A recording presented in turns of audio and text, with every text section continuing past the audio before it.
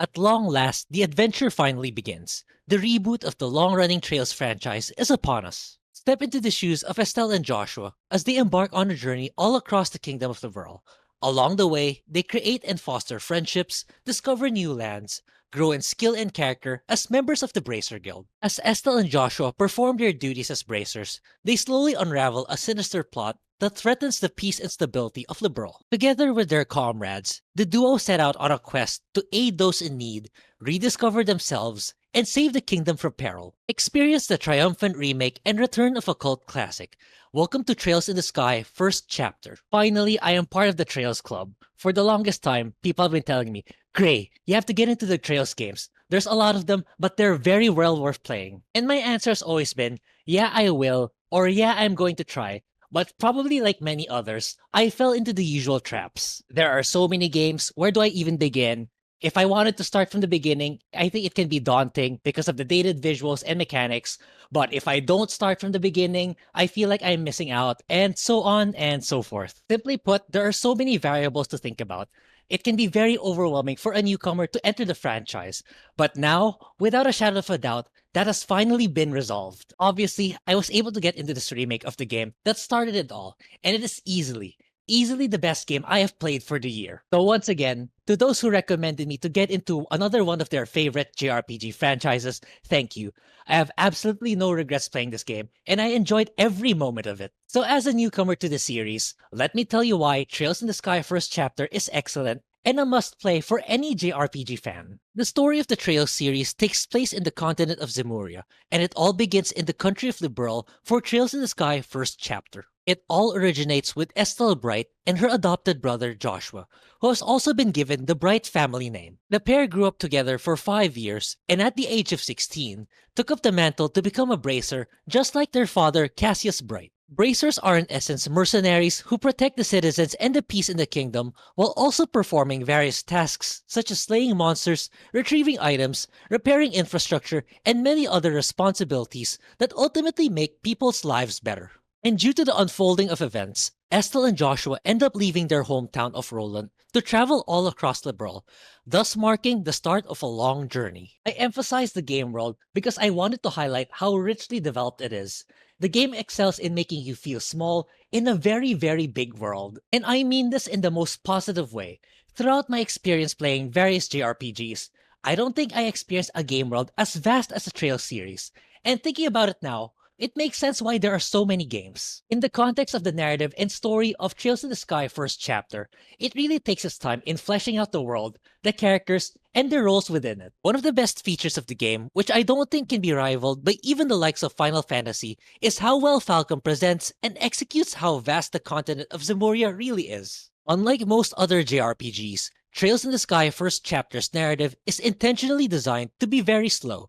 You are given plenty of time to learn more about the places you explore, the characters you meet, their culture, and how they fit into the bigger picture, while drip feeding you the greater main plot as it slowly unravels. The focus, especially in this first chapter, is the world building. It is so meticulous that you are encouraged to speak with every NPC in your travels, as conversing with them gets updated as you progress in the story. Estelle, Joshua, the rest of the party, and even the many major supporting characters all have extensive, well-written backstories, struggles, and growth. To name a few, there is Sherazard, the mentor of Estelle and Joshua, who was a former circus performer turned bracer with a mysterious dark past. The carefree musician Olivier, who hails from the Erebonian Empire, who cleverly veils his identity through his cheerful and happy-go-lucky demeanor. Then there's Chloe, who is seemingly a timid, kind university student, but is more than meets the eye. And then there's also Tita, a genius young engineer protege who is under the care and tutelage of her grandfather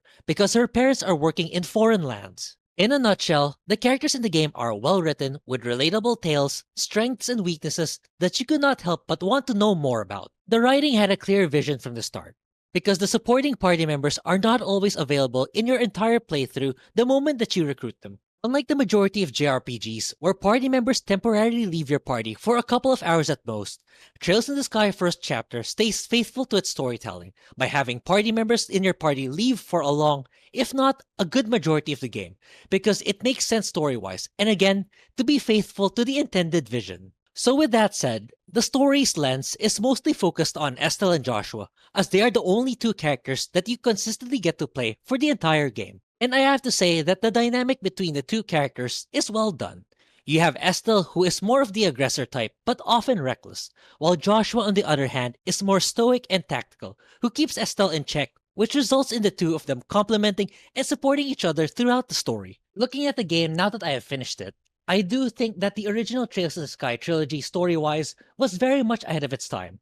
It is clear that Falcom had the ambitious goal of creating the biggest, detailed JRPG world, and I think it still holds true. The lore and world building are simply on another level. I can't wait to dive deeper into the characters and meet new ones in succeeding chapters. The entirety of the game's plot just screams, there is a big wide world out there. So if you're into strong storytelling and robust character writing and development, then that alone should be enough to convince you to play this game. Now let's talk about the more obvious upgrade in this remake, and that is the graphics. For the 1 millionth time, I will keep saying it on this channel, and I will say it again. Cel-shaded hand-drawn art style will always trump photorealistic visuals. This is simply because the former will still look great as time passes, while the latter will quickly deteriorate in a few years as technology advances. Not to mention, it is far more expensive to develop. The game world is simply oozing with detail, and the color palettes are as vivid as can be. It feels big and just waiting to be explored, but not overwhelmingly open world big. So in other words, the size is just right, which very few games manage to pull off. From the bustling cities, to the lush and dense forests, to the dark and foreboding towers and dungeons, you will find no shortage of gorgeous vistas in the game. It is simply eye candy, and it motivates you to keep exploring and enjoy the various sceneries. The same can be said with the character models. Falcom really made sure that they tried to stay as faithful to the originals as much as possible. Granted, fans of the original can argue that the face aesthetics have changed. I myself think that it is for the better. I will admit there's a very strong bias as this is my first Trails game, but I really do like the redesign in this remake. The faces of the characters are very expressive and spot on, which adds further immersion to the story. The attire and physique of the main cast remains faithful to the original while still looking great in the modern era. Even the NPCs look very detailed. Yes, there are recycled models, but that really is a staple of JRPGs given resource constraints. And speaking of constraints, for a game that looks this amazing, the system requirements for this game on PC are surprisingly low. You don't need a $3,000 gaming rig to run the game on max settings. I personally have a mid-range PC, and I got to crank it up just fine. I had zero performance issues with no graphical stutters, texture pop-ins, long load times, and the frame rate remained consistent in my entire playthrough. In summary, the game is very well optimized and runs buttery smooth. The animations and particle effects, especially in combat, are slick and visually pleasing to look at. They never overstay their welcome and are always a treat to see. The UI and character portraits are also aesthetically beautiful, and I never tire of seeing them. The amount of effort that Falcom placed to make this game the best that it can be visually clearly shows. In essence, Trails in the Sky First Chapter looks amazing, and performance is top-notch and consistent in my entire playthrough. Despite the low requirements on PC, the game still manages to look amazing and perform well that rival many games. These further highlights what I said earlier, that you don't need photorealistic visuals or state-of-the-art engines for games to look phenomenal. I know I sound like a broken record, but given today's landscape where many developers keep chasing the highest graphical fidelity, Trails in the Sky First Chapter proves that it doesn't always have to be that way. It shows that all you need is a great art style, art direction, and a clear vision on how your game should look with a modest hardware or engine. And speaking of art, Trails in the Sky First Chapter also shines with its audio design. Whether you choose the English or Japanese voiceover, the cast of Trails in the Sky First Chapter has a stellar cast of voice actors. Regardless of which language you choose, it is very clear to me that the VAs were very passionate in their roles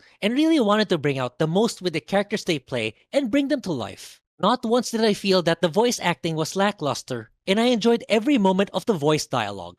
I can only imagine the fanbase of the original games experiencing this fresh new modern iteration of these beloved characters. It especially raises my adrenaline when the characters shout out their lines with their respective abilities.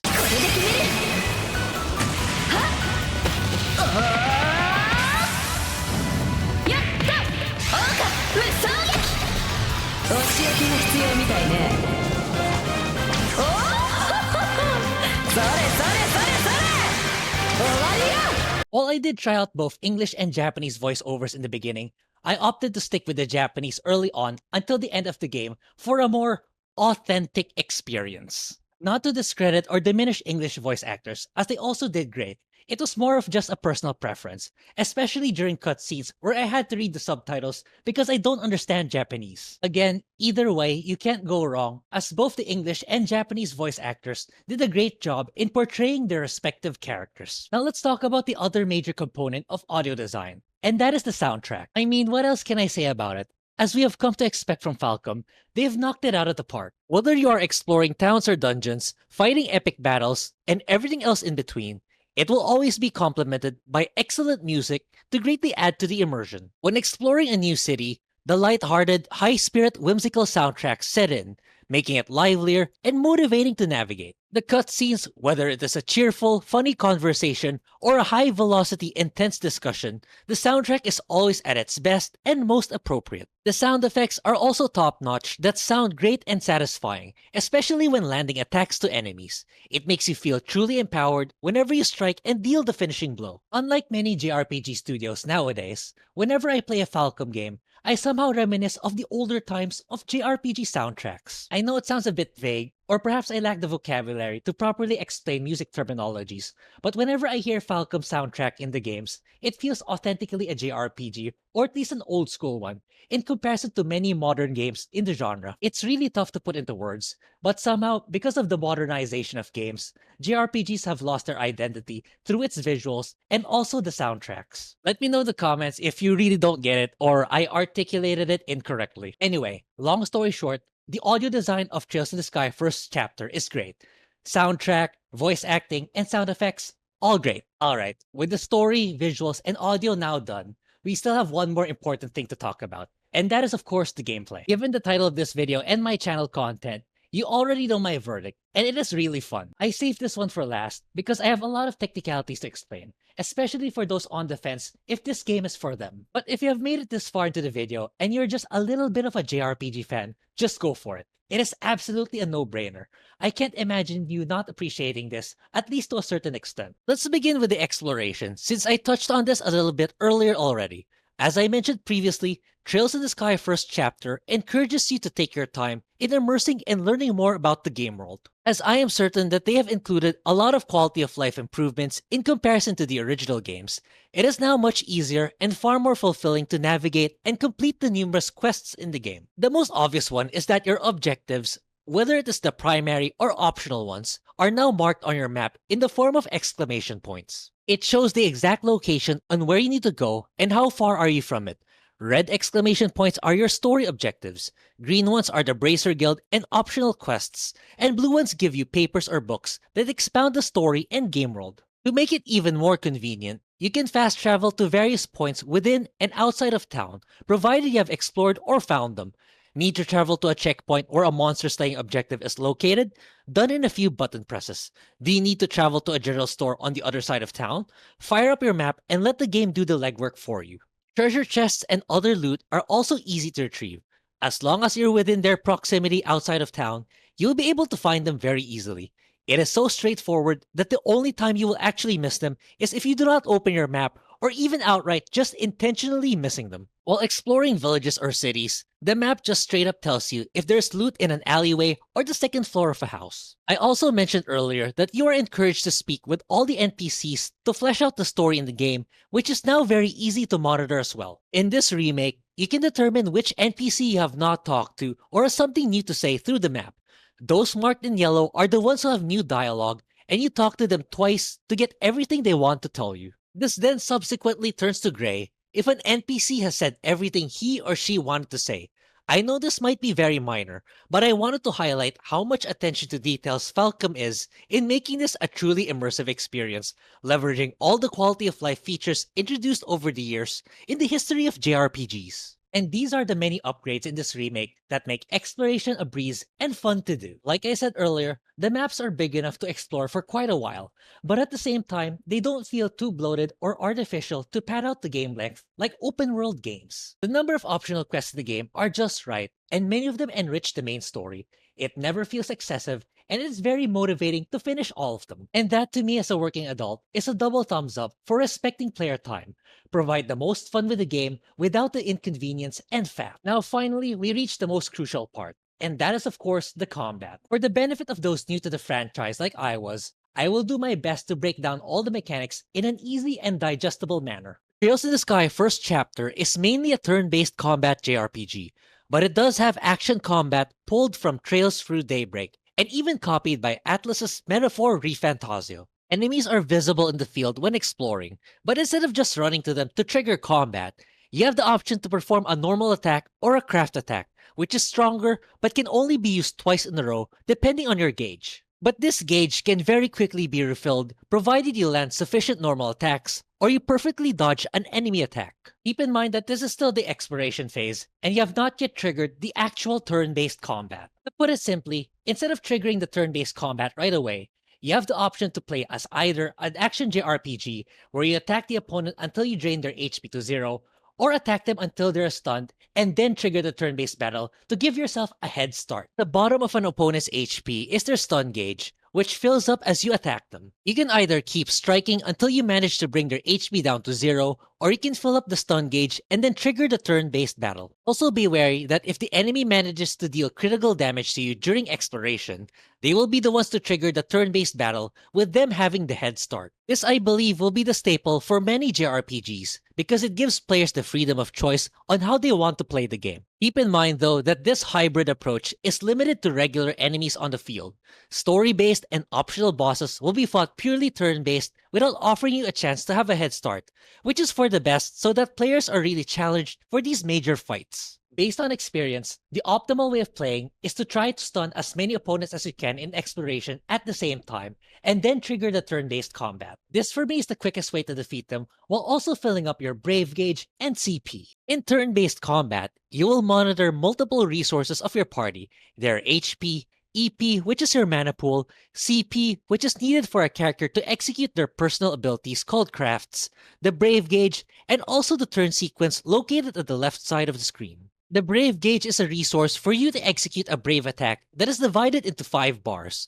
A Brave attack is a special type of attack upon successfully stunning an opponent. When getting the opportunity to execute a Brave attack, you will have the option to first perform a follow-up attack, which is simply a regular attack by another party member that also fills 1 bar of the Brave Gauge. The second option is the chain attack, where 2 members of your party strike all stunned enemies, which costs 3 bars of the Brave Gauge. And finally, later on in the game, the burst attack will be introduced as a third option, which is simply the entire party attacking all enemies, which costs the full 5 bars of the Brave Gauge. The Brave Gauge mechanic adds depth to resource allocation in combat, where you as the player decide what is the best course of action upon stunning an opponent. Do you build up the Brave Gauge all the way to 5 to execute a burst attack? Or will you just use a chain attack to save some of the Brave Gauge to be used at a later time? It's entirely up to you. But what I wanted to point out is the feature's flexibility and adds more strategic layers in combat. Now let's talk about the CP, which is your character's resource to execute crafts and S-crafts,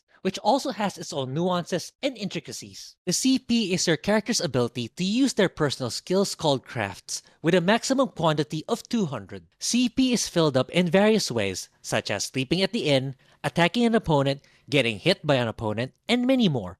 To put it simply, it is a gauge that fills up as you play the game. While it might seem straightforward where you consume CP to use your character's crafts, the depth lies when using the S-crafts, which are your character's strongest attacks with a minimum CP of 100. So the question you will often be asking is, do you use a craft and save the rest of your CP? Or do you go all in and use an S-craft to consume all of your CP? Because S-crafts also give you the opportunity to execute a Brave attack, dealing more damage to your opponents. So you can see how all these mechanics come together for you to pull off the best strategies in battle. Before I talk about the final aspect in combat, I need to segue a little bit to talk about orbments and arts. Trails in the Sky First Chapter story takes place at a time where the Kingdom of Liberl is going through a technological evolution. It is in a period where advancements of medical devices called orbments are taking shape. Orbments, to put it simply, are machines that make society better, such as powering cities and vehicles, airships, military weapons, and many more. In other words, they are devices that make the lives of people better. Now you might be asking, Gray, why are you talking about the story again now? Well, the answer is because orb mitts are the devices your characters wield to cast magic in combat. Unlike in many JRPGs where magic users or mages are delegated to particular characters, that is not the case for Trails in the Sky First Chapter. Instead, you as a player are given the freedom on which character receives which arts, the game's term for magic, to wield in battle through their orbments. Each character in your party has their own orbment. You equip orbments with refined crystals called quartz. Each quartz has its own attributes that determine which stats get boosted and arts that a character receives. You can obtain quartz through quest rewards or accumulating enough sepiths. Sepiths are raw crystals that are used to be refined into quartz or be sold for money. If you got confused for a moment there, let me summarize it very quickly.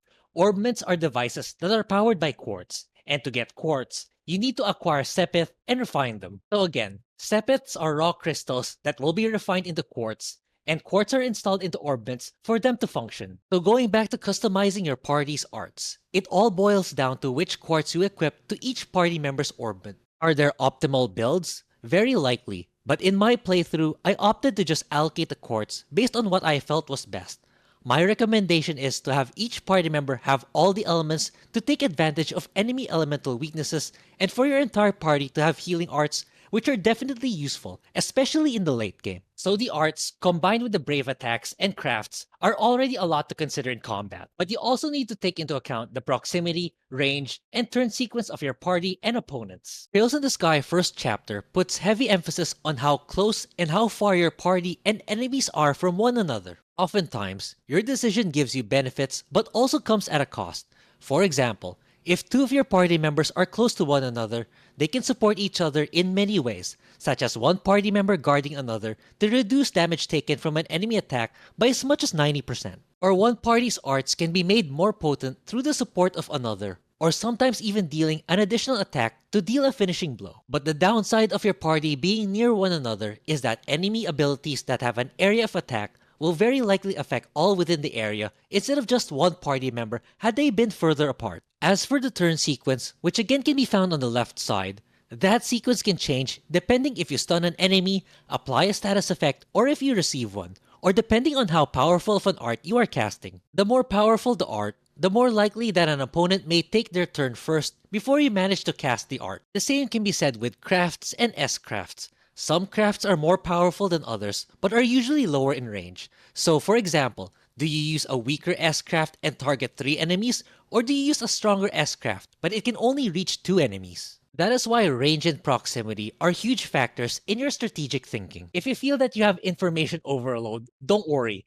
I felt the same way at the beginning, especially when they front load all this information to you. But trust me when I say you will master the mechanics in time, because the game will give you plenty of opportunities to do so. It will all come together and feel natural in the end. So in summary, the combat is very well done and in-depth that requires strategic planning and fully understanding the abilities of your party members. And finally, that about sums up everything I wanted to say about the game. Trails in the Sky First Chapter is an excellent game and entry point to the Trails franchise. The story takes its time to develop its characters and the very large game world of the continent of Zemuria. The cel-shaded hand-drawn visuals are pleasing to look at with its vivid colors and appealing art style that will stand the test of time. The game performs well with zero technical issues that does not require a high-end PC. The voice acting, whether in English or Japanese, are well done by their passionate voice actors. The soundtrack is well composed, whether in exploration, heartwarming cutscenes, or intense battles and dialogue. Numerous quality of life improvements have been implemented,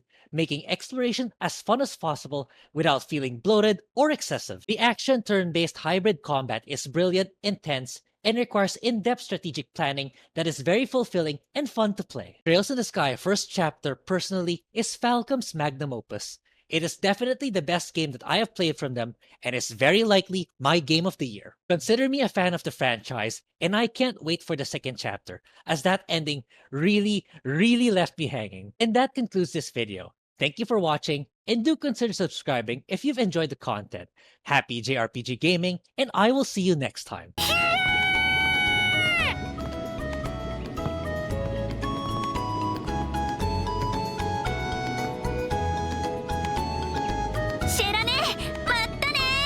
ロレントのみんなによろしく。2人ともお元気で。